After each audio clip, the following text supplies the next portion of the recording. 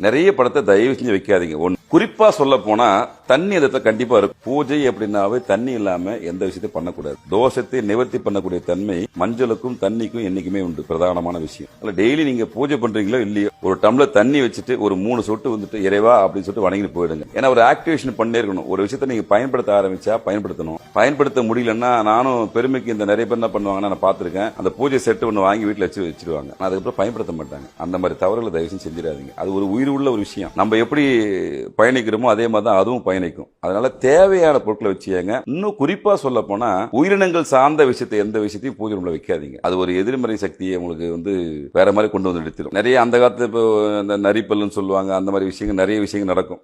இன்றளவும் பார்த்தீங்கன்னா கிராமப்புற அந்த மாதிரி பழக்கம்லாம் உண்டு. நரிப்பல் வாங்கி வச்சா நம்மளுக்கு சுபிட்சம் ஆயிடும் அப்படின்னு இடத்துல வச்சு வணங்கக்கூடிய தன்மையெல்லாம் உண்டு. எந்த உயிரினமாக உயிரினம் சம்பந்தப்பட்ட பொருட்கள் பூஜை ரூம்ல இருக்கக்கூடாது.